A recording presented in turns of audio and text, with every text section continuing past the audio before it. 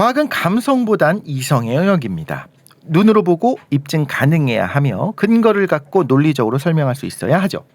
그런데 만약 눈에 보이지도 않고 만질 수도 없으며 뭐라고 제대로 설명조차 할 수 없는 무언가가 존재한다라고 누군가 주장한다면 과학일까요?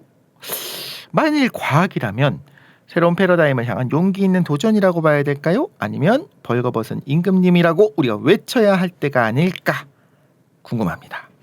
굳건한 과학적 믿음에 잔잔한 파도를 일으켜보는 시간, 이독실 지웅배도 함께하는 과장창. 네, 안녕하십니까. 과학으로 장난기계 창피의 이독실입니다. 네, 안녕하세요. 저도 오늘 또 같이 하게 된 모두에게 과학이 필요한 시간 지웅배입니다. 반갑습니다. 네. 지웅배님 지난번에 나오신 거 보고 또 얼마나 많은 분들이 좋은 이야기들 많이 해주시고 정말 좋았다. 그리고 많은 또 궁금함들을 댓글로 많이 달아주셨으리라고 믿습니다. 저희는 바로 지금 진행하고 있는데 오늘도 2탄이죠. 과학으로 진지해도 충분해. 네. 과진충. 네, 우리가 한번 이야기를 나눠볼 건데 지난주보다 더 진지해진 것 같아요. 지난주는 네. 오히려 정말 지웅배님이 아니었으면 물어볼 수 없는 부분들을 좀 물어보고 딥하게 들어가 보는 시간이었다면 오늘은 과연 이런 대답을 할 수 있을 것인가? 잘못하면 밥줄이 끊길 수도 있는 그런 질문들이 쭉 있습니다. 네. 지금 너희들이 하고 있는 그 연구가 그들만의 일가 아니냐? 혹은 나중에 다 부정될 수 있는 거 아니냐? 제2의 프로지스톤 아니냐? 제2의 에테르 아니냐? 이런 것들을 한번 우리가 다뤄보도록 할 건데요.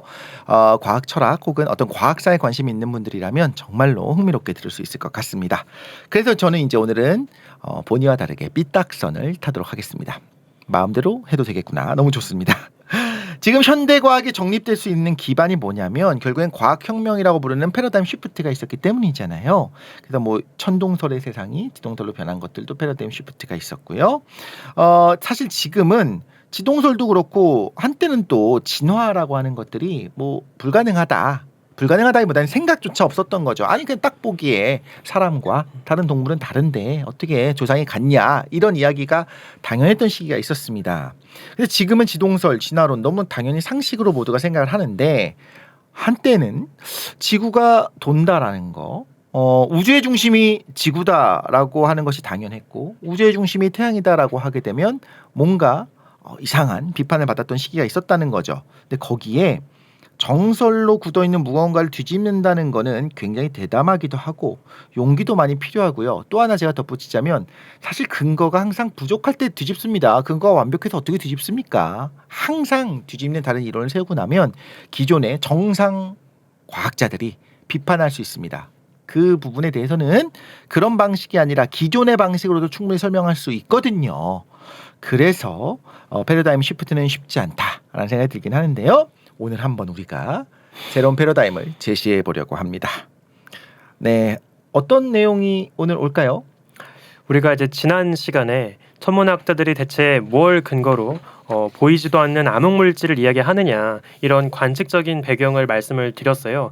하지만 안타깝게도 아직 물리학자들의 나태함 때문에 네. 이 암흑물질의 정체가 뭔지를 우리가 모르고 있잖아요. 네. 그래서 그 빈 구석을 파고들어서 이건 암흑물질 때문이 아니다. 암흑물질을 가정하지 않고 기존의 중력 법칙을 조금만 수정하면 이런 이상한 물질 추가 없이 매끄럽게 설명할 수 있다라고 한 대안이론이 나옵니다. 그래서 그 대안이론은 어떤 이야기를 담고 있는지 이게 정말 모든 걸 해결하는 게 가능한지 이런 걸 한번 소개해드리도록 하겠습니다. 네, 뭐든지 어쨌든 확실한 게 있어야 됩니다. 이론 자체가 완벽한데 그 안에서 뭔가 오류가 생겼다. 그러면은 이런 것 때문이야 저런 것 때문이야라고 변명하지 마라.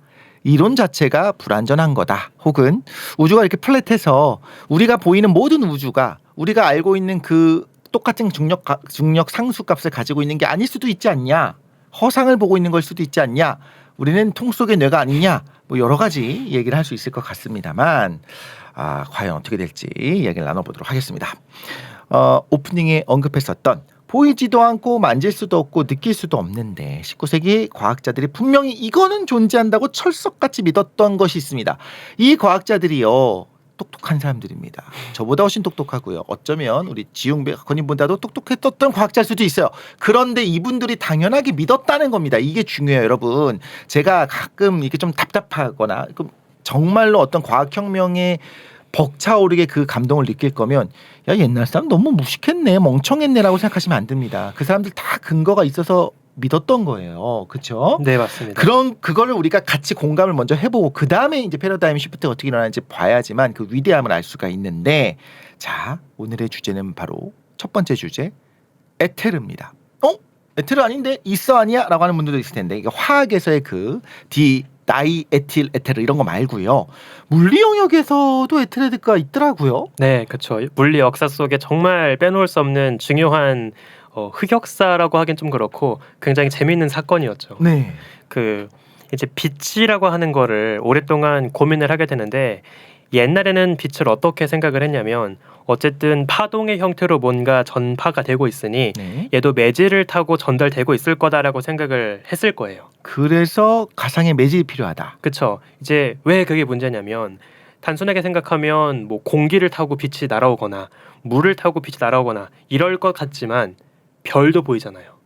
그렇죠. 대기권 바깥에 별빛도 보인다는 건 단순히 지구 대기권만이 매질이 아니란 뜻이 되는 거예요. 그럼 공기가 아닌 무언가 매질은 있다. 왜냐하면 매질은 있어야 되거든요, 여러분. 그쵸. 솔직히 말해서 옛날 사람들은 에테르를 믿었대 하면서 하기보다는 전 지금도 헷갈려요. 제 전공이 전기전자입니다. 그럼에도 나태한 건가? 저는 공학도니까요.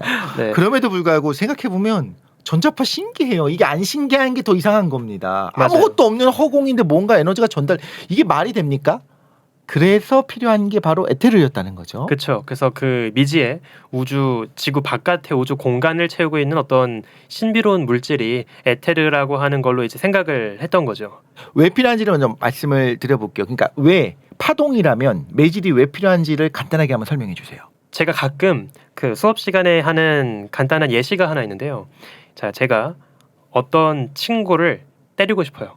그래서 괴롭히고 싶어가지고 네. 투벅투벅 걸어가서 딱 때립니다. 네. 이렇게 제가 직접 걸어가서 통 에너지를 가하는 건 저 혼자서 직접 이동하면서 에너지를 전달하는 입자로서 에너지를 전달하는 거예요. 그러네요. 그런데 다른 전략도 있습니다. 대한민국 청소년들은 모두 암묵적인 룰이 있어요. 옆자리에 앉은 친구를 툭 치면 그 친구는 그 옆자리에 그 타격을 전해줍니다. 전달 해주잖아요. 그죠. 전달하죠. 전달. 네, 전달 놀이 하잖아요. 그러면 제가 직접 걸어가서 건드릴 필요 없이 옆자리에 앉은 친구만 툭 건드려서 그 타격 에너지를 전달할 수 있어요. 즉, 이 경우에는 그 어떤 사람도 이동하지 않았죠. 대신에 사람을 매질 삼아서 네. 에너지만 전달된 거예요. 즉, 이처럼 우리가 직접 무언가가 이동해서 그 물체 자체가 에너지를 전달하는 방식을 입자로서 행동한다라고 이야기하고요. 네. 어떤 입자도 이동하지 않고 오직 에너지만 전달될 때를 파동으로서 전달된다라고 이야기를 하는 거예요. 그러면 빛이라고 하는 거는 입자가 아니고 파동이다라고 생각했단 말이죠. 네, 맞습니다. 그러니까 당연히 뭐가 있어야지. 지금 허공에다 대고 전달했는데 저쪽에서 갑자기 턱 하고 맞으면 너무 이상한 거 아니겠습니까? 그렇죠. 있네요. 그래서 이게 매질이 있을 거다라고 있다. 생각을 한 저 거예요. 있다고 사실 믿습니다. 없으면 말이 안 돼요. 말이 안 되지 않습니까? 네. 그래서 이 에테르가 있다는 걸 이제 실제 실험적으로 입증을 하려고 합니다. 19세기, 20세기가 되면서 네. 이제 굉장히 유명한 물리학 교과서에 나오는 실험 중에 하나인데요. 마이클슨하고 몰리라고 하는 두 물리학자가 만나가지고 되게 이상한 실험을 하나 만들어요. 간단하게 잠깐 소개를 드리면 그 레이저를 니은자 모양으로 90도 방향으로 양쪽으로 쏩니다. 네. 그 다음에 같은 길이만큼 떨어진 곳에 다시 거울을 하나 세워놔요. 네. 그리고 거울에 반사된 레이저가 다시 원래 포인트로 돌아오겠죠. 네. 자, 만약에 우주 공간에 에테르가 없다면 지구가 아무리 에테르 속을 우주 공간을 헤엄쳐봤자 에테르가 없으니까 이쪽으로 날아간 빛이건 이쪽으로 날아간 빛이건 그 어떤 변화가 없을 거예요. 왜죠? 왜냐하면 우주 공간에 아무런 매질도 없다는 거니까. 에테르의 흐름이라는 게 없다기 네, 때문인 거죠. 에테르의 흐름이 없으니까 빛은 그냥 자기 속도 그대로 유지하면서 거울 때리고 돌아올 겁니다. 그러니까 아무것도 없다고 가정하시면 됩니다. 약간 그 요즘 오히려 라이고 장치처럼 이렇게 생각을 하시면 더 맞아요. 좋은 것 같아요. 네. 그러니까 왔다 갔다 하는 건데 네, 아무것도 없어요. 그럼 왔다 갔다 하는데 시간이 그냥 동일. 네, 당연한 맞습니다. 겁니다. 그런데 만약에 에테르가 가득한 우주 공간을 지구가 움직이고 있다고 생각을 해볼게요. 그러면 어느 쪽 방향으로 빛을 쐈는지에 따라서 지구 위에서 느끼게 되는 에테르의 물살의 방향도 달라질 거예요. 그렇죠. 약간 어떤 느낌이냐면 한쪽 방향으로 쭉 흘러가는 강물 위에서 내가 강물의 방향에 수직하게 헤엄쳐 갈지 그 물살을 타고 같은 방향으로 헤엄쳐 갈지에 따라서 내가 혼자 같은 속도로 이동한다 하더라도 전체적인 내 속도는 달라지게 되겠죠. 그렇죠. 그래서 그러한 속도 차이를 측정해 보려고 한 거예요. 그럼 45도 정확하게 45도면 안 나오는 거 아니냐 하겠지만 이렇게도 회전시켜보고 네, 맞습니다. 저렇게도 해봤죠. 네, 맞습니다. 그런데 이 얘기를 듣자마자 이런 생각이 듭니다. 아이 바보야. 움직이는 배 위에서 공을 떨어뜨리면 공이 움직이니? 안 움직이잖아. 왜 그러냐면 우리랑 같이 에테르는 우리랑 같이 움직이고 있기 때문이야 라고 생각하는 분이 있습니다. 어떻게 반박할 수 있을까요? 이제 그때 당시에 생각했던 개념은 에테르는 지구와 상관없이 그냥 우주 공간에 채워진 매질인 거고요. 전체. 네. 그렇죠? 약간 어떤 느낌이냐면 물로 가득한 어항 수조 속에 물고기가 직접 움직이는 거예요. 그러면 물 분자 자체는 가만히 있다 하더라도 물고기 혼자 물 분자를 뚫고 이동하면서 그 물살을 느끼게 되겠죠. 그렇죠. 마찬가지로 에테르로 가득한 우주 공간 속에 지구가 부유하고 있으니까 태양 주변을 빙글빙글 돌고 있으니까 계절에 따라서 지구에서 느끼는 에테르 물살의 방향은 달라질 거다라고 그렇죠. 생각을 하게 되었던 거죠. 네. 그런데 실험을 해봤더니 어떻게 됐죠? 어느 방향으로 재건, 어느 계절에 실험을 하건 광속은 똑같이 측정이 됩니다. 근데 이런 질문이 나올 수 있는 것 같아요. 그러니까 저도 배울 때는 어떻게 하냐면 그러므로 광속은 일정하구나. 그리고 뭐 요게 나중에 뭐 아인슈타인한테 영향을 줬다는 얘기도 있고 아니란 얘기도 있습니다. 아인슈타인은 그냥 맥스웰의 방정식만 보고 알아냈다라는 얘기도 있겠습니다만 한 번쯤은 고민을 해보자고요. 아 그래?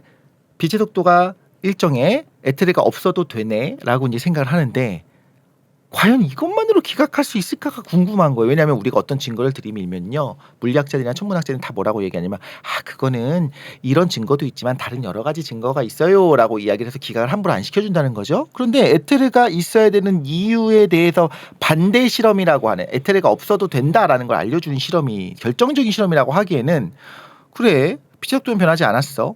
하지만 에테르가 빛이랑 상호작용이 뭐뭐뭐뭐 하기 때문에 그 매질의 자격이 탈락이네요.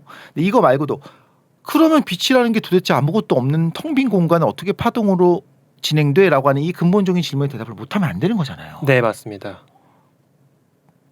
설득시켜 주세요.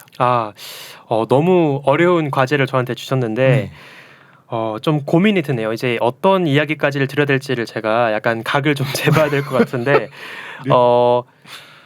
잠깐 과학을 좀 좋아하시는 분들이라면 나중에 이번 방송 끝나고 나서 맥스웰 방정식을 한번 자료를 찾아보시면 좋을 것 같아요.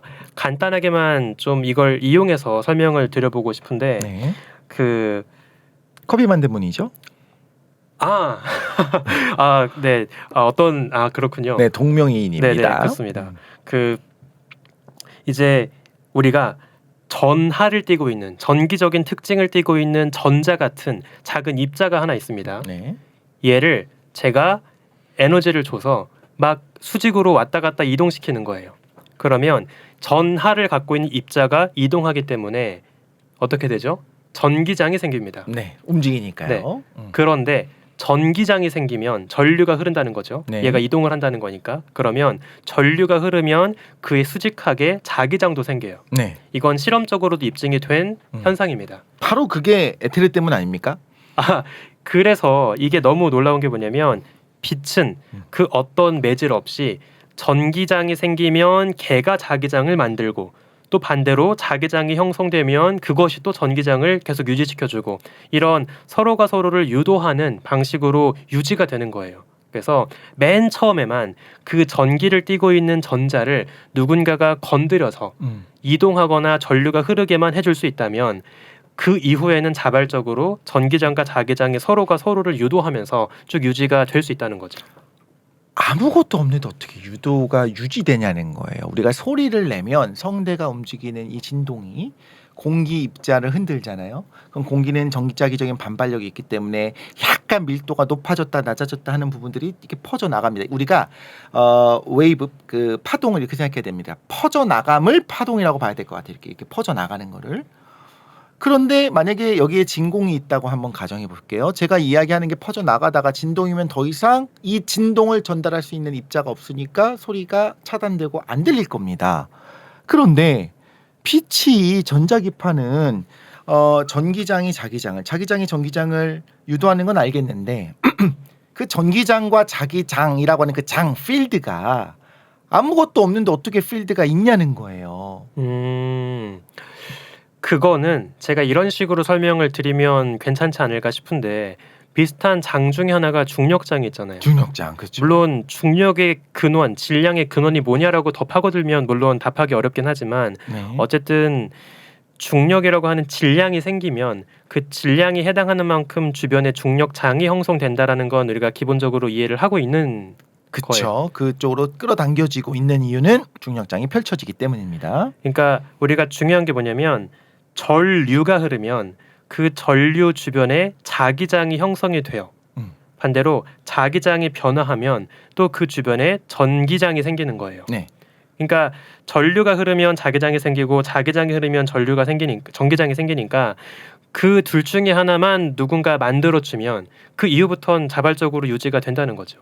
재미있는 건 어쨌든 전기장은 자기장을 유도하고 자기장은 전기장을 유도하면서 자기네끼리 그냥 행복하게 계속 살더라. 그러니까 필요가 없어진 겁니까? 그 에테르라고 하는 것이 그래서 어쨌든 마이커슨 몰리 실험을 통해서 안 나와. 저라면 이랬을 겁니다. 실험 잘못했겠지. 정밀도가 떨어졌어. 라고 하는데 사실은 이 빛의 속도를 측정하는 그 실험들을 하면 내가 보고서 야 저쪽에 빛 오는 거 내가 보고서 내가 타이머 누를게. 너는 이쪽 보고 눌러. 요렇게 했었던 건 사실 뉴턴이 했었던 거고 그 이후에는 간섭을 통해서 정확하게 측정을 한번 해보는데 전혀 안 나오죠. 맞습니다. 그래서 이제 물리학은 붕괴하고 우리는 통 속의 뇌다가 정설이 된 거죠. 그렇죠. 그래서 마이켈슨 몰리 실험이 되게 재밌는 게 이게 역사상 가장 역사상 가장 성공한 실패라고 해요. 안 나왔으니까 실패인데. 네. 근데 실패했기 때문에 에테르를 부정하는 성공을 일궈낸 거죠. 그래서 실험이 성공해서 노벨상을 탑니다. 이야. 네. 실패해서. 네, 실험이 실패해서 노벨상을 타요. 이야. 그런데 에테르가 필요하지 않다라고 정말 그 관짝의 못을 박은 분이 그 유명한 아인슈타인이라면서요. 그쵸. 네. 근데 사실 아인슈타인이라기보단 저는 아까 말씀드린 그 맥스웰이라고 말씀을 드리는 게 더 적합할 것 같아요. 왜냐하면 맥스웰 방정식은 자연스럽게 네. 빛의 속도는 별도로 불변이다. 존재하는 그 두 가지의 물리 상수의 그냥 관계식이다. 그러니까 에테르가 뭐건 상관없이 그냥 자연 상수 두 가지로 결정되는 값이다라는 걸 보여주기 때문에 네. 사실은 실험과 별개로 수학적으로 광속은 일정할 수밖에 없다를 보인 거는 맥스웰이라고 보는 게 더 좋을 것 같습니다. 요게 되게 흥미롭더라고요. 이제 어떤 책이나 어떤 이야기를 보면 아인슈타인이 이 마이클슨 몰리 실험을 듣고 나서 이게 왜 그렇지 하면서 알아냈다는 얘기도 있지만 또 요즘의 이야기들 들어보면 그냥 맥스웰 방정식 그래서 이거 좀 잔인한 얘기를 하자면 아인슈타인이라고 한 천재를 고등교육을 시키고 그냥 골방에다가 가둬놓고 맥스웰 방정식 4개를 툭 던져줬고 지금의 우리가 알고 있는 물리학 교과서 그 당시에 물리학 교과서를 던져주면 상대성 이론을 만들어낼 수 있었을 거다. 하늘을 한번 안 봐도 할 수 있었을 거다. 이렇게 얘기하는 철저하게 이론적인 이야기였다는 거잖아요. 자, 우리가 지난 시간에는 암흑 물질에 대한 이야기를 했습니다. 그런데 이 암흑 물질도요. 눈에 보이지도 않고 뭔지 설명도 불가능하고 그래서 결국에는 에테르 아니냐. 없어도 되는 거 아니냐. 그런데 그게 있어야지만 설명이 된다고 우리가 착각했던 게 아닐까라는 이런 의견을 하는 분들이 유사과학자가 아니고 과학자라고 합니다. 맞습니다. 그래서 새로운 패러다임 영역 안에서 이제 암흑 물질을 어떻게 해석할 것인가. 이거를 왜 도입했니? 이런 거 없어도 돼라고 지금 주장하는 분들이 있는데 네. 실제로 이게 진지하게 논문도 실리고 이제 학계에서 인정이 되는 거죠. 맞습니다. 그리고 또 재밌는 게 우리나라 천문학자 분들 중에도 요 대안 이론을 되게 진지하게 연구하시는 분들이 꽤 있습니다. 어떻게 생각하십니까 개인적으로? 저는 약간 비겁한 이야기일지는 모르겠지만 양가 감정을 갖고 있어요. 그러니까 암흑 물질에 근거한 천문학을 배웠고 네. 그것에 기반해서 그동안 연구를 하고 있기 때문에 네. 이게 만약에 무너지면 타격이 좀 있겠죠. 그럼 굉장히 슬플 것 같아요. 하지만 한편으론 또 21세기를 살아가는 현장의 연구자로서 또 거대한 패러다임이 무너지는 광경의 시대에 내가 한번 살아보면 재밌겠다라는 생각도 있어요. 모든 게 리셋되고 나면 그때부터 막 많은 것들이 쏟아져 나올 수도 있지 않겠습니까? 맞습니다. 그거에서 지금 계속 새벽마다 일어나서 무너지기를 바라는 마음에 네. 물을 떠다 놓고 비나이다 하고 있다는 얘기를 들었습니다만, 일단 좀 진지한 얘기입니다. 암흑물질 대항 가설 첫 번째 빰빰. 자, 가장 대표적인 게 그 수정 뉴턴 역학 몬드 가설이라고 하더라고요. 맞습니다. 수정이 뭡니까? 수정. 몬드 뭡니까? 다이아몬드. 바로 수정이 다이아몬드입니다. 제가 이런 걸 배워야 하는 거죠. 많은 분들이 제발 진행 좀 해라, 재미없다 네. 하고 계시는데 네. 근거가 뭘까요? 뭔가 이제 설명할 수 있어야 부정할 수 있겠죠. 이거를 제가 어떻게 해야 전공자가 아닌 분들한테도 매력적으로 이야기를 들려드릴 수 있을까를 좀 오랫동안 고민을 했거든요. 네. 전 개인적으로 되게 재밌는 이야기라고 생각을 해가지고 한번 이렇게 잠깐 설명을 좀 드려볼게요. 자, 일단 첫 번째, 아인슈타인이 이야기했던 상대성 이론을 조금 간단하게 한번 이해만 조금 해볼게요. 네. 자, 아인슈타인의 상대성 이론이 나오기 전까지 우리가 경험할 수 있었던 중력적인 현상은 다 지구 위에서 일상적인 경험이에요. 네. 뭐 사과가 땅에 떨어지고 연필이 아래로 떨어지고 이런 그다지 강하지 않은 중력의 현장에서만 우리가 경험을 한 거예요. 그렇죠. 그리고 그런 작은 스케일의 중력에서는 뉴턴의 고전적인 방식으로도 문제 없이 다 해석할 수 있었습니다. 그 부분은 좀 플랫하다고 봐도 되겠죠. 그렇죠. 네. 그런데 블랙홀 바로 옆, 태양 바로 옆 이런 식으로 엄청 중력이 극단적으로 강한 쪽으로 가게 되면 기존에 알고 있던 뉴턴의 방식만으론 완벽하게 설명이 안 되는 거예요. 그래서 아인슈타인의 상대성 이론의 방식을 우리가 어떤 식으로 표현해 볼 수 있냐면, 지구에서만 경험했던 약한 스케일의 중력을 벗어나 더 강한 스케일의 중력까지를 아우르는 보편적인 원리다라고 할 수 있겠죠. 그러네요. 크고 작은 것도 다 해줄 수 있는. 네. 네네. 자, 그런데 이 몬드를 지지하는 물리학자들은 어떤 생각을 하는 거냐면, 그 보편성이 반대쪽으로도 가능하지 않을까라고 하는 거예요. 자, 아인슈타인의 상대성 이론의 관점에서 보면 네. 결국에 지구에서 경험하는 뉴턴의 방식은 중력이 비교적 약한 세계에서의 근사치죠. 그렇죠. 그러면 반대로 어쩌면 지구에서보다 더 미미한 중력을 아우르는 보편적인 원리도 있지 않을까라고 이야기를 하는 거예요. 반대로 어쩌면 지구에서 경험했던 뉴턴 법칙이 사실은 얘들보단 상대적으로 중력이 강한 근사치일 수도 있지 않을까. 네. 라고 하는 거죠. 여기까지는 뭐 그럴 수 있겠구나. 네. 그런데 실제로 예를 들면 암흑 물질끼리의 물리학을 생각한다. 하나하나는 굉장히 가벼울 거라고 지난번에 아마 몇십 킬로는 아닐 거라고 했단 말입니다. 그럼 얘네들의 암흑 물질 입자 두 개의 중력을 과연 그 공식으로 표현할 수 있느냐. 너무 작기 때문에 그렇게 약간 좀 우리가 아는 스케일보다 훨씬 더 가벼운 것들은 조금 다르게 작용할 거다라고 봐야 된다는 건가요?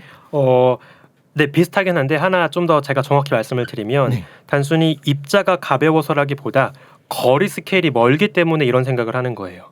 아하. 태양계 이내라면 네.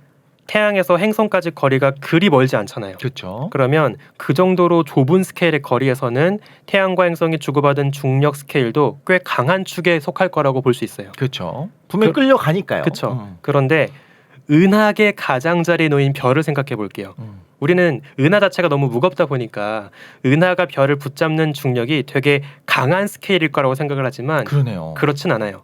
생각해 보시면 우리 태양도 은하 한 바퀴 돌 때 걸리는 시간이 2억 년이거든요. 네. 그러니까 사실은 너무나 은하 중심으로부터 거리가 멀기 때문에 막 수만광년 스케일로 떨어져 있기 때문에 사실은 중력 스케일로 보면 되게 미미한 중력으로 잡혀 있는 거예요. 그러겠죠. 지구를 붙잡는 태양의 중력보다 태양을 붙잡고 있는 은하계의 중력이 훨씬 미약한 거죠. 그렇죠. 스케일로 보면. 그래서 그 정도로 태양계를 훨씬 벗어난 은하 외곽 같은 먼 거리 스케일에서 적용되는 중력이라면 우리가 지구에서 경험했던 뉴턴 법칙과는 또 다를 수 있지 않을까라고 생각을 하는 거예요. 우리는 이거의 근사치, 그러니까 어떤 특정 값이 클 때 쓸 수 있는 근사치를 알고 있었던 거다. 네. 여기까지 이해가 되시나요? 네, 여기까지 모르겠습니다만 뭔가 우리는 일부만 봤다. 네. 좋아요. 여기서 이해가 되셨다면 이제 한 발짝만 제가 더 들어가 볼게요. 그래서 간단하게 예를 들면 이런 식의 접근을 하는 겁니다. 우리가 중고등학교 때 뉴턴 법칙 보통 어떻게 쓰냐면 중력은 G R 제곱분의 mm. 그래서 중력은 거리 제곱에 반비례한다라고 네. 이야기하죠. 네. 지구에서의 중력 혹은 태양계 정도에서의 중력은 거리가 2배 멀어지면 4배 약해지고 3배 멀어지면 9배 약해지고 네. 거리 제곱에 반비례하는 방식으로 빠르게 약해져요. 자, 그런데 지난 시간에 소개해드렸던 은하 속의 지나치게 빠른 별의 움직임 이슈 때문에 암흑 물질을 가정한 거라고 했잖아요. 네. 즉 은하계 외곽에 붙잡힌 별이 너무 지나치게 강한 중력으로 붙잡혀 있는 것처럼 보이니까 암흑 물질을 가정한 거예요. 그렇죠. 자, 그래서 몬드 지지자들은 어떤 가정을 하게 되냐면 태양계 스케일을 벗어난 은하계 스케일로 갔을 땐 그 거리에 붙어 있는 지수 제곱이 변할 수 있다는 거예요. 만약 극단적으로 예를 들면 거리 제곱분의 1에 비례하는 게 아니라 거리 1 제곱분의 1에 비례할 수 있다. 거리 1의 제곱이요? 그러니까 단순하게 거리에 반비례할 수 있다. 아. 거리 제곱에 반비례하는 게 아니라 네. 거리에 반비례할 수 있다고 본다는 거예요. 근데 그 두 개를 아우르는 식은 있어야 되잖아요. 예를 들면 이 경우에는 요게 상쇄돼서 거의 없어지고 네. 이 경우에는 요게 없어지고 네. 이런 식으로. 그렇죠. 그래서 그 이제 거리에 붙어 있는 지수, 그러니까 그 제곱인지 뭐 1제곱인지 3제곱인지 거기에다가 이제 수식을 넣어서 만들어 가는 거죠. 관측 데이터를 설명하기 위해서. 일단은 수학적으로 사실 마찰력이 그 공기와의 마찰 같은 것도 볼 때 속도가 느릴 때는 속도에 비례를 하고 속도가 충분히 빨라지면 속도의 제곱에 비례하게 되거든요. 그러니까 사실은 두 개 다 있는 거죠. 근데 속도가 커지게 되면 상대적으로 이 부분이 좀 더 중요한 팩터를 차지하고 좀 더 커지게 되면 속도가 점점 빨라지면 점점 이렇게 네. 그 두 개가 이제 연속적으로 움직이게 되는 뭔가 네. 하나의 식이 있는 거죠, 사실. 네, 그리고 그 맞습니다. 안에 이제 유시역학이 같이 들어가는 거고. 그래서 제가 잠깐만 헷갈리실 분들을 위해서 한번 마지막으로 정리를 해보고 싶은데요. 좋습니다. 자, 우리 지난 시간에 배웠던 거 잠깐 떠올려 보시면 처음에 베라 루빈이 예상했던 기존의 중력 법칙을 적용했을 때 우리 은하 속의 별들의 속도 분포를 어떻게 생각했냐면 거리가 멀어질수록 거리 제곱에 반비례할 테니까 중력의 세기는 빠르게 약해질 테니까. 네. 이렇게 낮은데도 불구하고 네, 빠르다. 네, 그렇죠.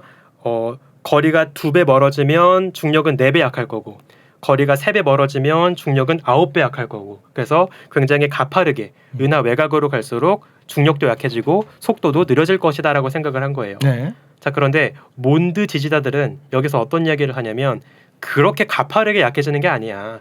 거리가 2배 멀어지면 4배 약해지는 게 아니라 2배만 약해져. 근데 우리가 그렇게 경험하지 못했던 이유는 우리가 살고 있는 요 안에서는 그렇게 스케일이 크지 않기 때문에 멀지 않기 때문에 맞습니다. 거기까지 경험하지 못했다라는 네. 거잖아요. 그래서 재밌는 게 요거를 잘 지수를 맞춰가지고 적용하잖아요. 네. 그러면 은하들의 회전 곡선을 정말 한 큐에 설명할 수 있어요. 이게 몬드 이론의 가장 강력한 그 무기 중에 하나였습니다. 제가 볼 때는 이게 맞는데요. 아, 그런 것 같아요. 왜냐하면 네. 이 이론을 받아들였을 때 지금의 우리의 상황을 설명을 못한다고 한다면 이건 잘못일 텐데 이 모든 걸 포함하면서 추가로 이것도 할 수 있어. 근데 그리고 원래 지금 과학이 그렇지 않습니까? 근데 그래서 왜 그런 시기에 나타나는데라고 하면은 원래 그래라고 하면 끝 아니겠습니까? 맞습니다. 약간 예시를 들면 이렇게 얘기할 수 있을 것 같아요. 노이즈를 좀 제가 혼자 생각을 해봤는데 어떤 뭐든지 이제 노이즈가 끼잖아요. 그 음파를 사용하든 어떤 전파를 사용하든 기본적으로 우리가 커다란 신호가 들어올 때는 노이즈를 무시해도 됩니다. 그냥 요거에 제일 주가 되는 거예요. 그런데 거리가 점점 멀어졌어요. 그래서 이 메인이 되는 어떤 라디오 신호가 아주 작아졌습니다. 그래서 뭐 10의 마이너스 20승밖에 안 됐을 때 나타나게 되는 현상을 우리가 막 생각을 해봐요. 안 보입니다. 그 현상 안 나타납니다. 왜 그러냐면 한 10의 마이너스 10승 정도 크기의 데시벨 정도의 노이즈가 언제나 껴있는 거예요. 근데 지금 라디오 신호가 강할 때는 요 정도의 노이즈는 너무 미약하니까 얘만 보면 되는 거고 특정 값 이하로 떨어지기 시작하면 그때는 이 노이즈가 없다고 가정하고 신호를 보면 안 되고 오히려 노이즈가 더 중요해질 수 있는 거 아니겠습니까? 그러니까 기저에 깔려있는 아주 작은 무언가 이런 효과들이 메인에서 드러나지 않을 수 있을지언정 우리가 살고 있는 세상이 사실은 그 스케일이 굉장히 강한 스케일에 살고 있으니까 그런데 이제 우주 단위로 올라가고 말씀하신 것처럼 은하 중심과 은하 외곽에 있는 원자라고 하면 되겠죠. 이런 어떤 물질과의 상호작용을 얘기할 때 정도 되면 우리가 느끼는 중력보다 너무나 작아지니까 또 다른 식의 영향을 받을 수밖에 없다. 그리고 여기까지는 그냥 아무것도 아닌 음모론입니다. 그런데 그렇게 세워놓은 식을 가지고 적용해봤더니 우리 은하도 쉽게 설명되고 안드로메다 은하도 쉽게 설명되고 머리털 은하도 맞나요? 머리털 은하였나? 네, 머리털 자리. 머리털 자리 은하도 설명돼. 모든 은하가 다 설명돼. 그럼 된 거죠. 아, 그렇죠. 그러므로 우리 이게 맞는 것 같습니다. 이게 정말 매력적인 이론이기는 해요. 그런 점에서. 그래서 이제 몬드를 연구하시는 분들은 그 다른 스케일에서 작용되는 중력의 지수, 거리의 위에 몇 제곱이 붙을까. 그렇죠. 그거를 이제 계속 모델을 비교하면서 1의 제곱인지 1.2제곱인지 이런 거를 찾아가고 있는 겁니다. 그리고 어쨌든 식이 하나는 아닌 거죠. 두 개여야 되는 거죠. 가까울 때는 요걸 무시할 수 있게 드러나는 지금의 뉴턴 역학의 식이 있고 맞습니다. 굉장히 거리가 멀어지게 되면 얘는 거의 0으로 수렴하지만 그땐 얘가 이제 슥 자기 얼굴 드러내게 하는. 그렇죠. 그런데 왜 교과서에 안 실려 있습니까? 이 카르텔 아닙니까? 아, 물리학자들이 잘못했구나. 그런 부분도 있고요.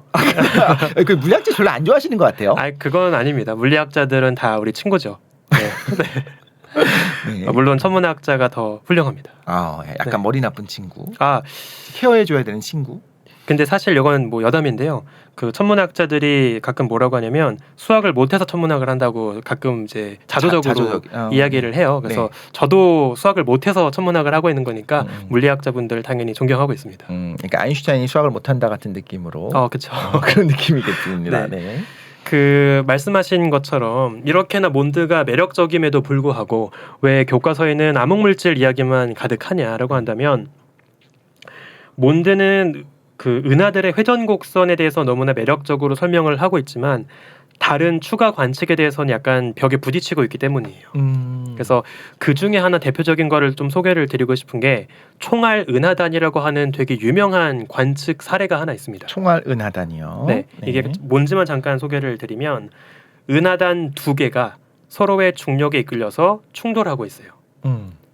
은하단 하나하나가 굉장히 많은 은하를 품고 있는 거죠. 그래서 그 육중한 두 개의 은하단이 함께 부딪히고 충돌을 하고 있는 겁니다. 네, 혹시 사진 같이 볼 수 있을까요? 저 그림을 보시면 지금 파란색은 은하단 주변에서 관측된 중력 렌즈로 추정한 암흑 물질의 분포를 보이고 있는 겁니다. 파란색이요. 네, 그래서 파란색이 진할수록 은하단 중심에 암흑 물질이 많이 있는 거고요. 이제 외곽으로 갈수록 암흑 물질의 밀도가 옅어지는 거죠. 이 지금 두 개 은하인 거죠? 맞습니다. 두 개 은하단이 있는 거죠. 네, 은하단이. 네. 그리고 가운데 보시면 그 분홍색 파트가 있어요. 저거는 전파나 X선 관측으로 직접 찍을 수 있는 빛으로 볼 수 있는 뜨거운 가스 구름입니다. 즉 암흑 물질이 아니라 그냥 일반적인 가스 물질을 보고 있는 거죠. 근데 잘 보시면 혹시 뭔가 이상한 거 느껴지시나요? 가운데가 비었어요. 가운데가 빈 것도 있고요. 더 사실 중요한 거는 파란색으로 표현된 암흑 물질의 분포랑 분홍색으로 표현된 가스 물질의 분포랑 어긋나 있습니다.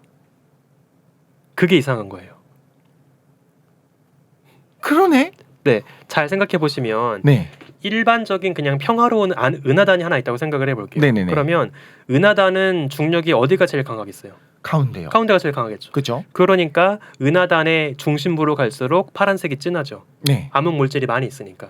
그럼 당연히 중력에 붙잡혀 있는 가스 물질 역시 은하단 중심부에 있었어야 돼요. 그렇지만 저건 생긴 지 얼마 안 된 건 아닐 거고요. 어떤 일이 벌어지고 있는 거냐면 원래는 따로 놀고 있던 은하단 두 개가 있었는데 서로가 정면 충돌을 합니다. 그러면 가벼운 암흑 물질만 먼저 빨아들이는 건가요? 여기서 이제 되게 중요한 사건이 벌어지는데요.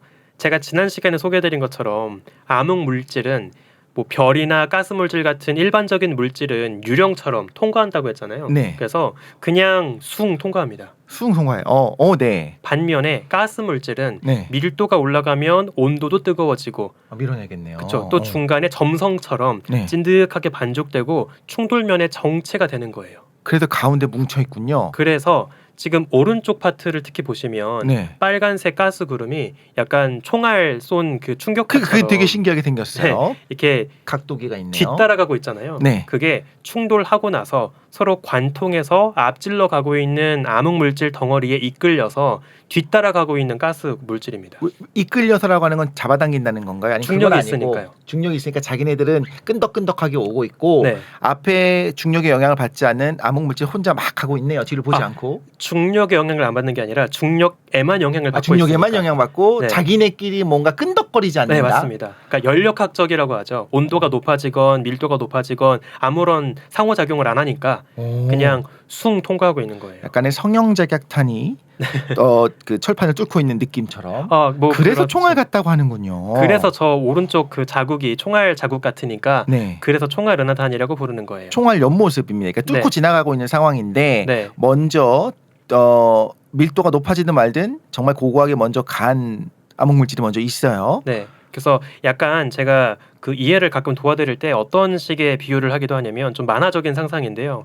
그 만화 캐릭터가 네. 두 개가 꽝 부딪힌 거예요. 그래서 각자의 몸속의 영혼은 숭 통과해서 반대쪽으로 그냥 앞질러 갑니다. 네. 반면에 두 육체 덩어리는 딱 충돌면에 정체되어 있는 거예요. 네. 딱 그런 상태라고 볼 수 있는 거죠. 어디서 어디서께 충돌한 거죠? 근데 방향이? 오른쪽 왼쪽에서 하나씩 날아온 겁니다. 그런데 지금 여기서 파란색 영혼은 저쪽으로 가버렸고 네. 왼쪽도 이쪽에 있었던 파란색 영혼이 이쪽으로 와버렸군요. 네. 근데 저게 중요한 이유가 뭐냐면 결국에 저건 지금 뭘 보여주고 있죠? 별이나 가스 구름 같은 일반 물질과는 상호작용하지 않고 앞질러 그냥 뚫고 갈 수 있는 무언가 존재하고 있다라는 걸 너무 명확하게 보여주고 있어요. 단순히 거리랑은 상관 있는 것이 아니고. 네. 자 이거는 우리 지웅배 우주먼지님께서 이걸 설명할 수 있는 몬드 이론 설명할 수 있는 또 다른 뭐가 있지 않겠습니까? 사실 저게 처음 발견되고 나서 몬드는 오랫동안 해결을 못했어요. 몬드로 아무리 막 이리 비비고 저리 비벼봐도 저게 명확하게 해결이 되진 않았습니다. 왜냐하면 몬드 이론으로 보면 그냥 어떤 상수의 문제고 식의 문제여야 돼요. 거리의 문제여야 되고. 근데 지금 전 뭘 말하고 있냐면 너무나 명백하게 입자가 보이는 거예요. 뭔가 실제적으로 구성하고 있는 무언가가 얘는 좀 먼저 통과하고 제가 뒤따라오는 게 보이니까 단순히 어떤 거리의 제곱이냐 거리에 비례하냐 반비례하냐 이거로는 설명할 수 없는 부분이 있었다는 거죠. 맞습니다. 네. 그런데 지금은 합니다. 일부는 저거를 설명할 수 있다라고 주장을 하긴 하는데 거기까지는 제가 사실은 100% 이해를 하지 못하고 있기 때문에 거긴 제가 안타깝게도 자세한 답을 드리긴 좀 어려울 것 같습니다. 그럼 우주먼지님이 이해를 못했다는 거는 그분들의 연구 내용이 그렇지 않습니다. 객관적이지 않다. 저희는 네. 그렇게 믿고 가도 될 것 같습니다만. 제 역량의 문제입니다. 그러면 요거는 하나 좀 질문을 드리자면 이 한 장의 사진이 몬드 가설을 전부 다 무너뜨릴 수 있을 정도로 결정적인 하나라고 볼 수 있을 정도인가요? 네, 그렇다고 평가를 할 수는 있습니다. 그리고 지금은 제가 딱 첫 번째 관측 사례였던 총알 은하단 저 특정 천체만 보여드려서 그렇지 네. 비슷하게 은하단 두 개가 충돌하는 현장은 되게 많거든요. 그리고 흥미롭게도 은하단 두 개가 충돌하는 현장 대부분은 가스 분포와 암흑물질의 분포가 다 어긋나 있습니다. 충돌할 때는 항상 뭔가 먼저 영혼이 나가더라. 그렇죠. 암흑물질 같은. 그렇다면 단순히 정체돼 있고 정적인 은하가 왜 이렇게 빨리 돌아 중력이 약한데도 불구하고 요거는 부정할 수 있겠습니다만 왜 중력이 약한지는 설명할 수 있지만 얘가 왜 더 빨리 움직여 요건 설명할 수가 없다. 맞습니다. 그러므로 일단 몬드 가설은 아닌 걸로 제가 아닐 줄 알았습니다. 그러니까 교과서에서 안 배우겠죠. 네. 그리고 하나만 제가 좀 설명을 드리고 싶은 게 네. 저 총알 은하단에서 엿볼 수 있었던 네. 암흑물질은 오직 중력에만 이끌려 갈 뿐 어떤 가스 물질은 다 무시한다라고 하는 중요한 특징이 있었잖아요. 네. 그래서 그것 때문에 우리 우주가 왜 지금 이러한 구조를 갖고 있는지를 현대 우주론에서 이해할 수 있게 되는 거예요. 우리 우주가 어떻길래요? 우리 우주 좀 혼나야 되나요? 자, 만약에 우리 우주에 암흑 물질이 없었다고 생각해 볼게요. 네. 태초부터. 네. 그러면 우주 공간을 채우고 있는 건 가스 물질밖에 없었을 거예요. 네. 그리고 당연히 빅뱅 이후 팽창하고 있는 우주 시공간 속에서 가스 물질들도 중력이 있으니까 네. 서로 이끌려서 반죽이 되려고 했겠죠. 네. 그런데 아까 보신 것처럼 가스 물질은 밀도가 너무 지나치게 높아지면 온도도 뜨거워집니다. 네. 그리고 온도가 뜨거워지니까 반죽되려고 하다가 팽창해 버려요. 그렇죠. 그대로 못 뭉칩니다. 네. 그래서 만약에 우주 공간에 암흑 물질 없이 가스 물질로만 있었다면 뭉치려다가 퍼져버리고 뭉치려다가 퍼져버리고 지금처럼 높은 밀도로 뭔가 많이 모여있는 거대 구조를 만들 수가 없어요. 아예 그렇게 근데 뭉치려다가 퍼지는 게 이렇게 더 커지는 게 아니라 이렇게 진동을 하면서 점점 줄어들게 수렴되지 않을까요? 그래도 아, 그쵸. 다만 이제 중요한 문제가 뭐냐면 그렇게 되려면 그러니까 암흑물질 없이 가스 물질로만 시간이, 지금의 구조를 네. 만들려면 우주의 나이보다 더 긴 시간이 필요한 거예요. 이 정도로 뭉쳐 있으려면 네. 그럼 암흑 물질이라고 하는 이걸 무시하는 무언가가 있어서 네. 얘네가 뭘 해준 거죠? 근데 암흑물질은 약간 재밌게 표현하면 중력 바보거든요. 중력밖에 몰라요. 그래서 아무리 높은 밀도로 얘네가 모여도 계속 중력에만 이끌려서 모일 뿐이니까 밀도가 높든 온도가 높든 그냥 뭉치기만 하는 거예요. 네. 그러면 사방의 가스물질은 막 퍼져나가려고 할지라도 암흑물질이 더 빠르게 높은 밀도의 씨앗을 만들어 두겠죠. 그럼 그 암흑 물질에 이끌려서 가스 물질이 뭉친다. 그렇죠. 응결핵 같은 기능을 하는 거예요. 오호. 그래서 되게 재밌게 표현하자면 우주의 나이가 138억 살이다 얘기할 때 엄청 긴 나이 같지만 네. 재밌게도 암흑물질이 있었기 때문에 겨우 138억 년 만에 이 모습이 가능했던 거예요. 암흑물질이 없었다면 이 나이 먹도록 이런 구조가 불가능했던 거죠. 중력밖에 모르는 바보들 때문에. 네. 그러면 암흑 물질이 모여서도 블랙홀이 될 수 있겠네요? 아, 이건 정말 중요하고 좋은 질문인데요. 일단 솔직한 답은 모릅니다. 모릅니다. 다만 어떤 생각을 많이 하고 있냐면 이제 대부분의 은하 중심에는 아주 거대한 블랙홀이 있다는 건 지금은 잘 알고 있거든요. 네, 초대 질량 맞습니다. 블랙홀 초대해 주십시오. 그 초거대 질량 블랙홀이 있는데 네. 걔네가 이제 어떻게 만들어진 건지에 대해서는 아직 잘 모르긴 해요. 다만 몇 가지 가설 중에 하나가 초기 우주에 존재했던 암흑 물질이 빠르게 높은 밀도로 모이면서 걔네가 원시 블랙홀이 되었고 그것들이 성장하면서 지금의 초대 질량 블랙홀이 된 게 아닐까라고 하는 가설이 있긴 합니다. 블랙홀이 이렇게 클 수 없다는 거죠. 맞습니다. 적절한 수준이어야 되는데 이렇게 어마어마하게 무거운 거는 도저히 설명할 수 없는데 지금 말씀하신 것처럼 암흑 물질들이 씨앗 같은 애들이 그냥 다른 거 다 무시하고 아주 그냥 중첩되면서 모였다고 하면 설명이 가능하더라. 저는 암흑 물질이 있을 줄 알았습니다. 암흑 물질이 있는 게 맞는 것 같아요. 그러면 일단 수정 뉴턴 역학 그 몬드 가설은 이제 부정됐다고 봅니까? 아니면 그럼에도 불구하고 여전히 이걸 이렇게 신봉하거나 그러니까 신봉하는 게 아니죠. 이건 연구하는 거니까 연구하는 분들은 그래도 설명할 수 있는 부분들이 분명 있다라고 보는 걸까요? 일단 확실하게 말씀드릴 수 있는 건 부정된 건 아닙니다. 부정된 건 아니에요. 그리고 네. 아직도 많은 분야에서 연구가 되고 있고요. 네. 최근에 제가 인상 깊게 읽었던 논문 하나만 짧게 좀 소개를 드리고 싶은데요. 네. 아까 제가 말씀드렸던 몬드의 핵심은 더 거리가 먼 스케일에서 중력을 주고받을 때 예상보다 중력의 효과가 셀 수 있다라는 거였잖아요. 그렇죠. 그래서 요거를 다른 간접적인 방식으로 확인하려는 시도가 있긴 했어요. 네. 이걸 뭐라고 하냐면 자 이렇게 생각해 볼게요. 어떤 은하가 하나 있습니다. 근데 이 은하는 주변에 어떤 은하가 없어요. 굉장히 텅 빈 우주 공간에 혼자 살고 있습니다. 네. 그러면 이 은하 외곽에 돌고 있는 별에게 중력을 작용하는 건 그 은하 자체밖에 없겠죠. 그렇죠. 근데 어떤 은하는 은하들이 주변에 바글바글한 세계에 살고 있는 거예요. 되게 옹기종기 모여 살고 있는 거죠. 그러면 이 밀도가 높은 환경에 살아가는 은하 속의 별은 얘한테 중력적 효과를 주고 있는 애가 그 은하 자체도 있겠지만 조금 먼 거리에 인접한 외부 은하들도 있을 거예요.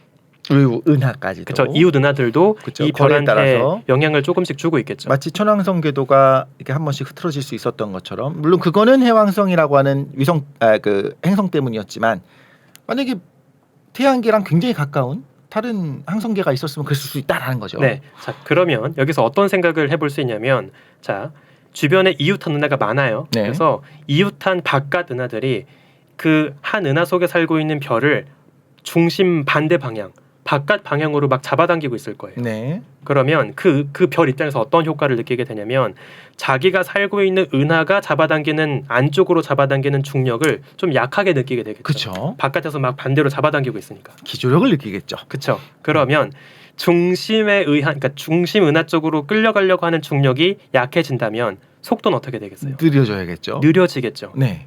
그래서 이걸 뭐라고 하냐면 좀 어려운 말로 외부에 존재하는 은하들에 의한 중력장 효과다라고 해서 외부 장 효과, external field effect, EFE라고 불러요. EFE. 네. 그리고 요거를 관측적으로 검증하려는 시도가 최근에 하나 있었습니다. 네. 그래서 밀도가 높은 주변에 이웃한 은하가 많은 바글바글한 곳에 사는 은하와 주변에 이웃한 은하가 거의 없는 휑한 지역에 사는 은하 속의 별의 속도 분포를 비교를 한 거예요. 그러면 실제로 바글바글한 경우에는 조금 느려져야겠네요. 그렇죠. 이 플랫했던 네. 그 속도 곡선이 약간 내려갈 거라고 기대를 하고 관측을 한 거죠. 네. 그랬더니 정말 애매하게 이게 통계적으로 있다 없다 하기 좀 애매한 정도로 약간 내려가는 것처럼 보이는 거예요. 근데 아직은 데이터를 많이 쓴 게 아니어서 이게 확실한 증거라고는 볼 수는 없지만 꽤 흥미로운 시도였다고 볼 수 있겠죠. 이게 이것 때문에 저것 때문에 그럼 이게 오히려 제임스 웹 같은 것들에 왜 이렇게 돈을 많이 들이느냐에 대한 하나의 답일 수도 있겠네요. 예전보다 더 고해상도로 제대로 찍어보게 되면 과거에는 한 이 정도로 보였는데 뭐 예를 들면 우주 배경 복사를 찍는 위성도 코비 위성이랑 WMAP 이런 걸 했을 때 해상도가 좋아지잖아요. 그럼 많은 돈을 들였고 어떤 우리 기술의 총알로서 쏘아 올린 그 라그랑주 포인트에 있는 제임스 웹이 제대로 봤더니 훨씬 더 정교하게 갔는데 얘가 뭐더라라고 하면 둘 중에 뭐가 맞는지를 우리가 조금 더 증거로서 네. 증거 수집이 가능하겠다. 네. 야, 이것도 진짜 인간은 역시 대단하다 생각이 들기도 합니다. 그런데 여전히 후보가 뭔지조차 모르는. 맞습니다. 참 이상합니다. 그래서 요게 흥미로웠다고 하셨습니다. 네네. 저도 나중에 아들을 낳으면 아들이 있구나. 저도 논문을 흥미롭고 인상 깊게 읽는 그런 취미를 가지고 있는 아들로 키우고 싶습니다만 이게 가능할지 모르겠다는 생각이 들기도 합니다. 어쨌든 몬드 가설을 뒷받침할 만한 사례는 또 뭐가 있을까요? 방금 말씀드린 은하 회전 곡선이나 네. 아니면 외부 장 효과 이런 게 사실은 가장 확실한 그런 증거라고 볼 수 있고요. 네. 또 이제 몬드가 또 최근 재밌는 시도를 하는 거 하나만 좀 소개를 드리면 네. 요새는 그 컴퓨터가 좋다 보니까 슈퍼컴퓨터를 가지고 초기 우주 때부터 지금의 우주 거대 구조가 어떻게 만들어지는지 네. 시뮬레이션으로 재현을 막 많이 하잖아요. 그렇죠. 근데 전통적으로는 그 시뮬레이션 안에다가 암흑 물질 이만큼, 암흑 에너지 이만큼 이렇게 다이얼을 맞춰놓고 돌려서 이렇게 하니까 우리 우주를 잘 만들더라. 암흑 물질이랑 암흑 에너지는 있는 것 같다. 이런 식으로 막 해석들을 해온 거예요. 네. 그런데 몬드를 지지하는 분들이 이제 이 영역까지 시도를 하는 거예요. 이거 빼버리는 거죠. 그렇죠. 암흑 물질 다 치워.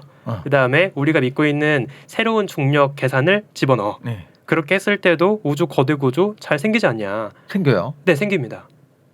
오호. 이것도 꽤 잘 요새는 처음엔 되게 좀 많이 어려워했는데 요즘에는 이분들도 여러 시도를 하다 보니까 이것도 꽤 잘 모사를 또 하고 있어요. 할 수 있는 변수와 이런 것들을 찾으면 되는 거죠. 그렇죠.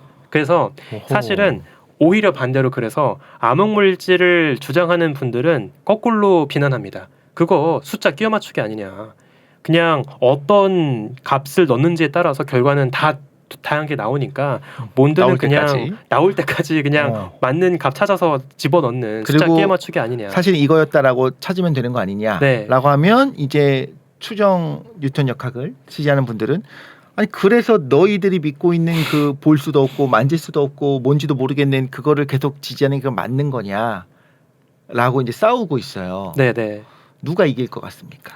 사실 쪽수로 보면 아직은 암흑물질파가 워낙에 다수이기 때문에 아직은 몬드가 주류가 아닌 건 맞아요. 네. 근데 하나 제가 좀 흥미로운 변화를 좀 소개를 드리고 싶은 게 요즘 들어서 암흑물질이 아닌 몬드를 가정한 상태에서 앞서 연구했던 동일한 현상을 새롭게 해석하는 그러한 논문들이 별 문제 없이 출간들이 되고 있습니다. 그러니까 동료 평가도 다 통과했네요. 네, 그렇죠. 그러니까 퍼블리시가 되는 거죠. 그 총알 은하도요. 그렇죠. 그런 것들 다 포함해서 뭐 굳이 지금 소개드린 암흑물질 이슈가 아니라 하더라도 너무 그냥 일반적인 현상들.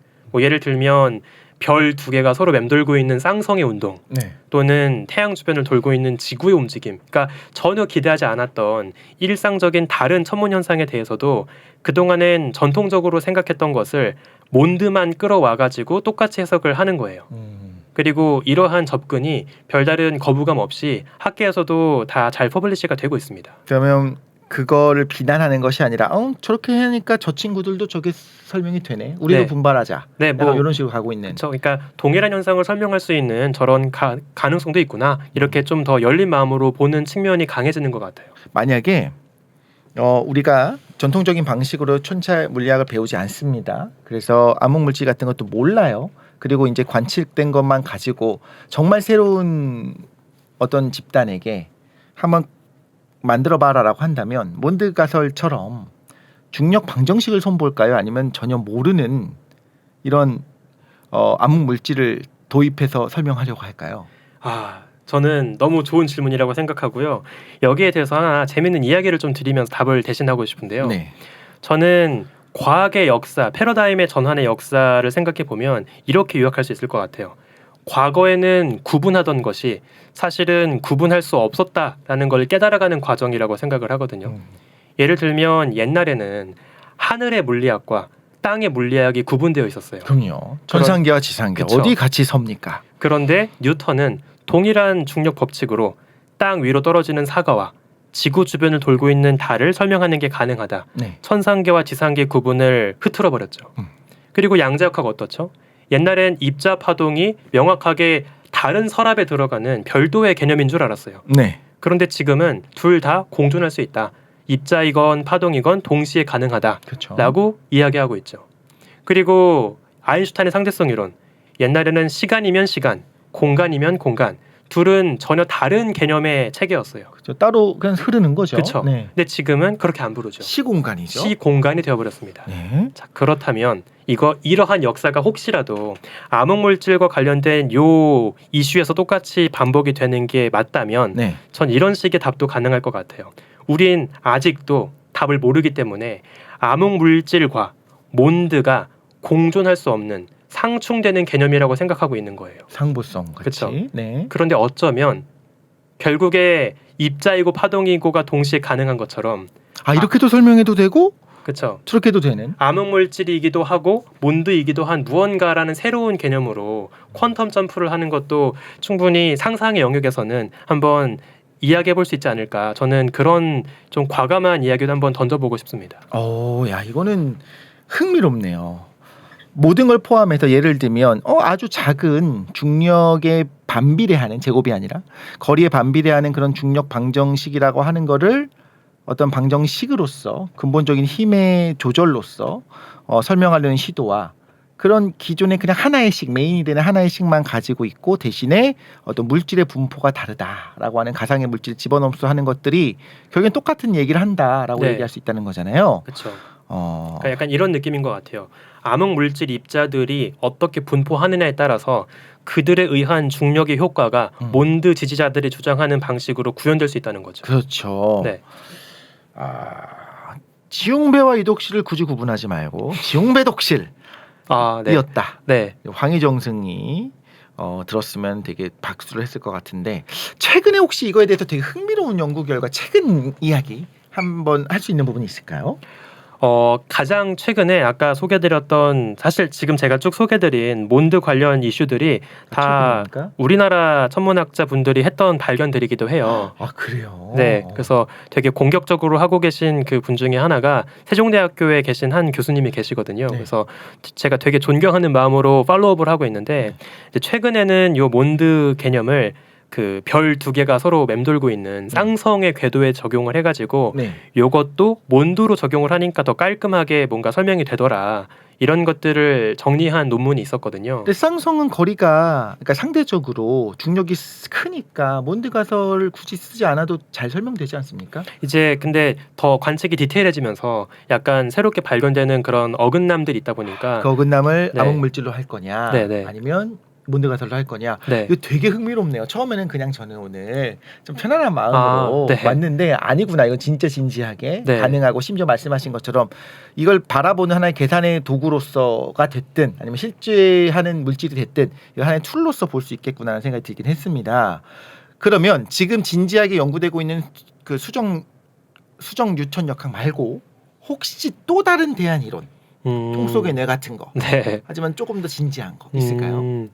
솔직히 말씀드리면 지금 제 머릿속에 떠오르는 다른 대안 이론은 딱히 없는 것 같아요.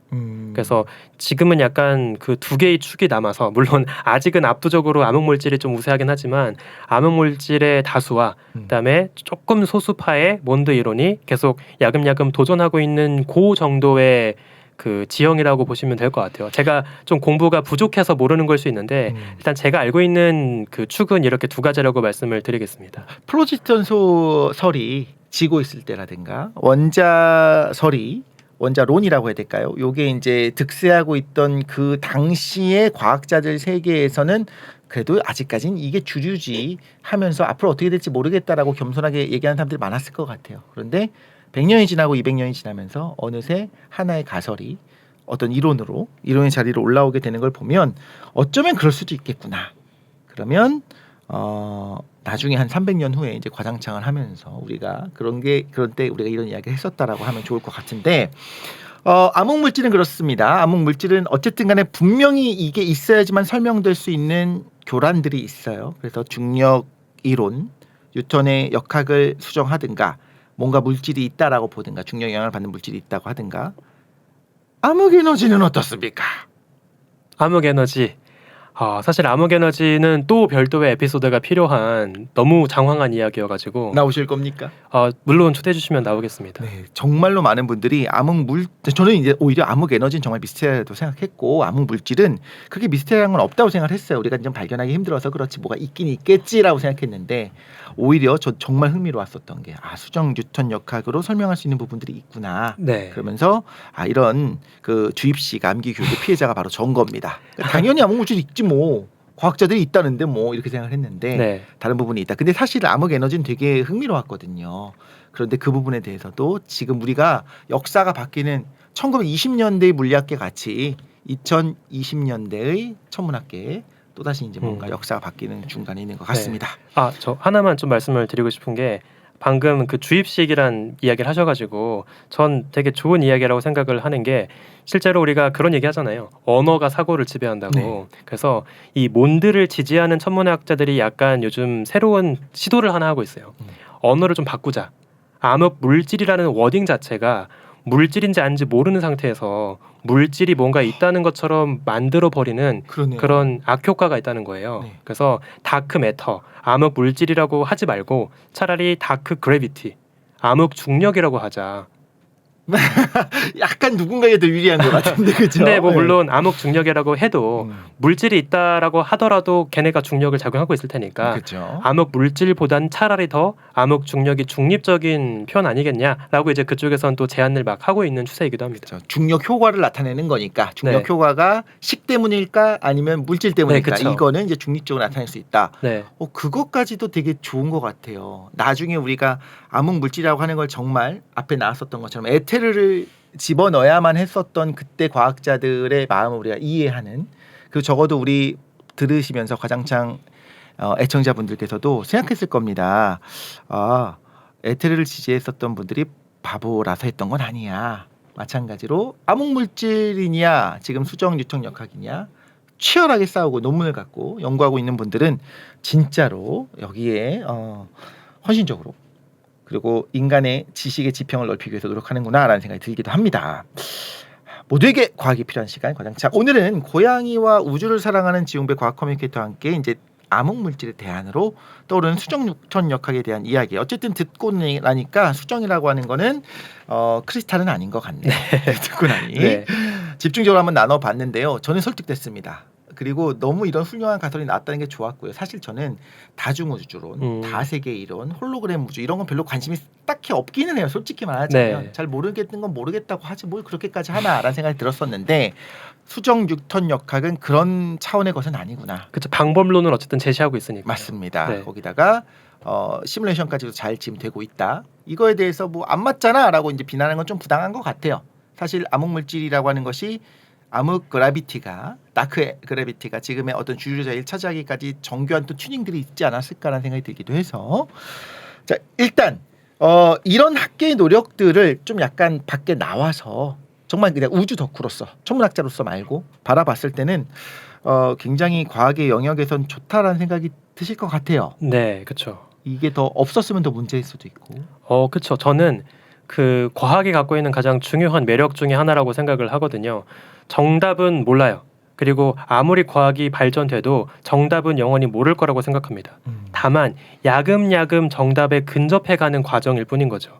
그래서 지금의 논란 역시 우리가 궁극적으로는 다가갈 수 없는 정답이 어딘가 있겠지만 그 정답을 향해 조금씩 다가가는 그러한 과정에 있다라고 느껴집니다. 그런데 말입니다. 정상 상태 우주는 정상 우주는 프레드 호일이 당연한 거잖아요. 우주는 그냥 당연하다. 정지해 있고 원래 옛날부터 지금까지 이래 왔다. 아인슈타인도 그렇게 생각했고 그러다가 갑자기 그렇지 않아. 우주가 팽창하고 있잖아. 그럼 과거엔 더 작았을 거야. 그러니까 정말 한 점에서 시작했을 거야라고 이제 논리적으로 쭉 와가는 과정에서 누구나 받아들일 만한 정상 우주론을 주장했었던 프레드 호일이 위대한 과학자 아니겠습니까? 맞습니다. 당연히. 네. 근데 그분이 돌아가실 때까지 빅뱅 우주론을 받아들이지 않았다고 들었거든요. 근데 그분이 돌아가실 때쯤 되면 이제 빅뱅 우주론이 대세가 됐을 텐데 네. 이런 걸 보면 그분은 뭐 나이가 들면서 총기가 사라진 건가? 아니면 뭐 인지 부조화인가? 아니면 자존심인가? 사실은 받아들이면 나의 모든 업적이 사라지니까 그런 건가? 사실 궁금할 때가 있거든요. 네. 일단 정상 상태 우주론이 뭔지 그리고 프레드 호일에 대한 오해 하나만 같이 바로잡고 싶은데 네. 일단 정상 상태 우주론은 이미 허블이 은하들이 우리에게서 빠르게 멀어지고 있다. 우주 공간 자체는 팽창하고 있다는 건 발견한 다음에 나온 개념이에요. 그래서 우주 팽창 자체는 부정할 수 없어요. 그렇죠. 명확하게 보입니다. 관측이 되는 현상이니까 그거를 부정하는 건 불가능합니다. 다만 호일이 마음에 안 들었던 건 뭐냐면 그러면 그 부피가 정해진 우주 공간이 과거엔 더 작았다는 거죠. 그러면 과거에는 더 비좁은 부피 안에 동일한 물질과 에너지가 더 많이 오밀조밀 있었다는 거니까 네. 과거로 갈수록 우주의 밀도가 무한에 가깝게 높아지고 네. 우주의 온도도 엄청 뜨거웠어야 한다는 게 빅뱅 이론이 되어버리는 거예요. 그러네요. 근데 호일은 무한에 가깝게 높은 밀도, 무한에 가깝게 뜨거웠던 우주 이런 게 어떻게 말이 되냐라고 생각을 한 거죠. 그래서 태초부터 우주의 밀도는 일정하게 유지가 되고 있을 거다라고 생각을 한 거예요. 그래서 새로 만들어지는 거죠. 그렇죠. 그래서 팽창하는 건 부정할 수 없으니까 우주 팽창은 오케이 하고 있다. 하지만 팽창하면 새롭게 추가된 빈 공간에 똑같은 밀도로 물질이 채워지고 있을 거다라고 이제 이야기를 하는 거예요. 이게 이상합니까? 이상하지 않아야 정상이에요. 왜 그러냐면 오히려 옛날에 한 점이었다고 생각하는 걸 우리가 배워서 그렇지 더 이상한 거예요. 왜 우리가 관측하는 우주와 저 먼 우주가 사실은 같다라고 우리가 기본적으로 우주가 이제 균일하다라고 생각을 하지 않습니까? 그렇다면 새로 이제 뭔가 공간이 새로 만들어진다는 게 더 황당한 거고 거기서 새로운 균일해야 되니까 크게 지금 상태와 달라지지 않은 모습의 밀도의 물질들이 만들어진다고 보는 것이 훨씬 더 괜찮죠. 그렇죠. 괜찮지만 또 문제가 있는 게 질량 보존의 법칙엔 또 위배되잖아요. 네. 그래서 갑자기 갑툭튀하는 것이니까. 그럼 저 멀리서 질량들이. 사라지면 되겠네요.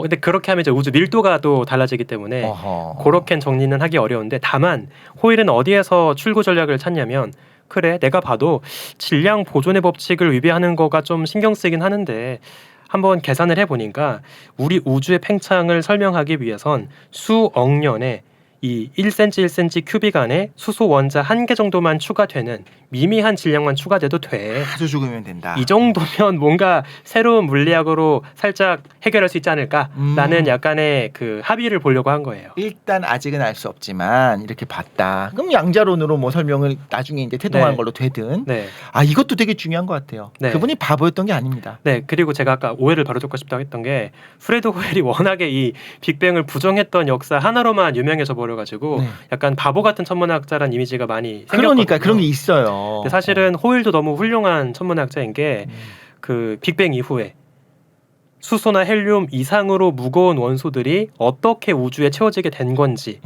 별이 터지면서 추가되고 있다라고 하는 그 과정을 밝혀낸 천문학자거든요. 그러니까 너무 훌륭한 천문학자이기 때문에 그 유명한 흑역사 하나만으로만 우리가 평가하기에는 조금 억울한 면이 있다라고도 말씀을 드리고 싶습니다. 아 그러니까 오히려 초신성 폭발이 일어날 때 더 무거운 원소들 혹 이런 것들이 어떻게 만들어졌는가. 네. 항상 강연하면 이런 거 나오지 않습니까? 우리는 초신성의 후예다. 우리는 별에서부터 왔다. 네. 그게 다 프레드 호일이 알아낸 건데 네. 단지 받아들이기 힘들었던 거는 뜨거운 한 점에 모였었다는 거는 상식적으로 말이 안 되거든요. 그러니까 과거나 지금이나 병원에 쓸 거야라고 하는 그 주장을 하나 했었다는 거. 오히려 더 잘못된 것 같아요. 과학을 이야기할 때 아이 과거 사람들 다 바보였어. 이걸 왜 몰랐을까라고 하면서 지금 우리가 알고 있는 게 당연하잖아라고 하는 똑같은 자세를 가지고 있으면 200년 뒤에 300년 뒤에 우리 지금 바라볼 때 야 그때 그 사람들은 그 의심을 안 했대 똑같은 얘기를 할 수도 있다. 그렇기 때문에 우리 지금처럼 과학으로 진지해도 충분합니다. 네. 2주에 걸쳐서 네. 너무나 풍성한 얘기 나눠주셨습니다. 네. 일단 초대해 주신 것도 너무 좋고요. 제가 아까 짧게 말씀드린 것처럼 저는 설명충의 진지충이거든요. 그래서 저한테 충분합니다. 우주에 대해 뭔가 물어보신다면 그 사람 귀에서 피가 날 때까지 신나서 혼자 이야기를 하는 타입이기 때문에 이렇게 딱 신나게 이야기할 수 있는 무대를 주신 것 자체가 전 너무 좋았어요. 그래서 오늘 이 영상을 보신 분들 중에 혹시 귀에서 피가 좀 나셨다면 양해를 좀 부탁드리고 싶습니다. 아닙니다. 저도 정말 궁금하게 계속 물어보는 스타일인데 저랑 둘이 만나면 지웅배님 입에서 먼저 피가 날까요? 제 귀에서 먼저 피가 날까요? 창과 방패의 싸움. 저희는 또 이런 네. 이야기들을 계속 과장창에서 소개해드릴 수 있도록 준비하도록 하겠습니다. 마무리해볼까요? 오늘 같은 날이 또 오지 않을 수도 있습니다. 네, 알겠습니다. 하지만 다음번에는 훨씬 더 풍성하게 채워줄 수 있는 네. 레이디 제이님과 함께하는 시간이 있을 것 같습니다. 대한민국 모두가 과학으로 장난치는 그날까지 모두에게 과학이 필요한 시간 과장창 파이팅!